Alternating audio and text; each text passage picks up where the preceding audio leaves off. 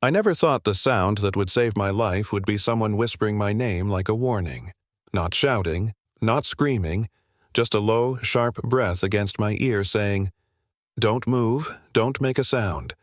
And the crazy part is, if she hadn't said it exactly that way, calm but shaking underneath, I'd probably be dead right now. My name is Daniel Cross. At least that's the name people know. CEO. Investor. The guy whose face shows up on conference banners and business magazines. The kind of man people assume is untouchable. But that night, standing in the dark of my own house, I felt smaller than I ever had in my life. Because through the thin crack of a half-closed door, I was watching my world quietly turn against me.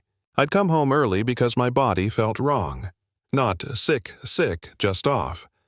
Dizzy spells that came and went. Hands trembling for no reason. I blamed stress because that's what men like me always do. We call it pressure. We call it burnout. Anything but fear. I was planning to surprise my wife Claire, maybe laugh about leaving a meeting early for once. Instead, a hand grabbed my sleeve and pulled me backward into the laundry room, and there was Lena, our housekeeper, eyes wide but steady finger pressed to her lips. Through the doorway I heard Claire laugh. Soft, familiar. And then I heard my younger brother Evan. His voice had that easy confidence I'd always envied, like life was something he could lean back into. He said my name like a joke. "He's still standing." And Claire answered, irritated, like he'd asked whether she'd taken out the trash. "Relax, I doubled it this morning." Evan chuckled. "Guess he really trusts you." That's when my knees almost gave out, because suddenly the headaches, the nausea, the weakness, they all lined up like soldiers.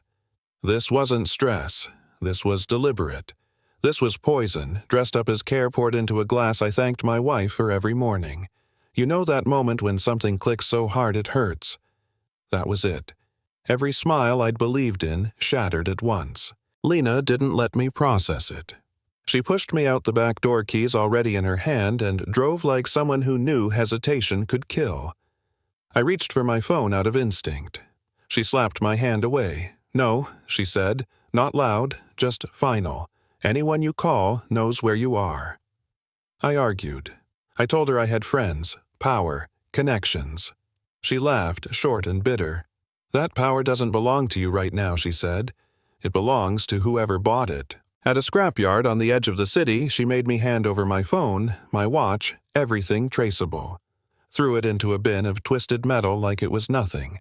I felt sick watching it go. Not because of the money, because that was my identity. Proof that I existed the way I thought I did. And just like that, it was gone. Lena's neighborhood was quiet in the way places get when people mind their business because they have to. Her house was small, clean, carefully kept, like someone was constantly holding chaos at bay. I collapsed onto her couch, feverish, shaking my suit, suddenly feeling like a costume. And that's when the second fight began. Not with them, with myself. As the poison worked its way out of me, memories got louder. Claire's hand on my arm, her voice sweet.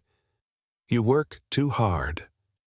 Evan's jokes at dinner, his eyes always calculating. I'd built an empire, reading people, spotting angles, catching lies. And I'd missed the most obvious one of all because it wore the face of home. That realization hurt more than the sickness. It felt humiliating. Like I'd been brilliant everywhere except where it mattered. I asked Lena why she was helping me. Really asked. Not out of politeness, out of disbelief. She didn't hesitate. "Because I saw it," she said. "And because no one deserves to die slowly while being told they're loved." That was it. No speeches, no conditions, just truth. And it changed something in me. Hiding wasn't easy. Neighbors noticed the unfamiliar car. Curtains stayed closed. Every sound outside felt like a countdown. I hated that my presence put Lena at risk. I offered to leave. She shut that down immediately. "Not yet," she said. "You're not strong enough, and if you step outside you don't just risk yourself, you risk everyone who sees you." That's when I realized survival isn't passive, it's strategic. It's knowing when to move and when to stay still. When my strength came back, so did my anger. Not the explosive kind, the focused kind. the kind that sharpens your vision. Lena told me there was a public charity event coming up. Big, loud. Evan and Claire would be there. Cameras everywhere. If you're going to end this, she said, it has to be where they can't erase it.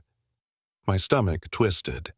The idea of stepping back into that world felt like walking into a spotlight naked. But I knew she was right. The night of the event, the lights were blinding. Music thumped. Laughter floated like nothing was wrong. I kept my head down, heart pounding, feeling like a ghost in my own life. Then I saw Evan. Same smile, same confidence. And then he saw Lena. His expression shifted instantly. He grabbed her wrist, leaned in close, hissed something that made her flinch. That old fear surged up. The one that says power always wins. That consequences fall on people like her, not people like him. For half a second, I froze. And then something inside me snapped clean. "Let her go," I said. My voice sounded steadier than I felt. Evan turned eyes wide, shock flickering into rage. I didn't wait for him to speak. My fist connected with his jaw, hard enough to echo.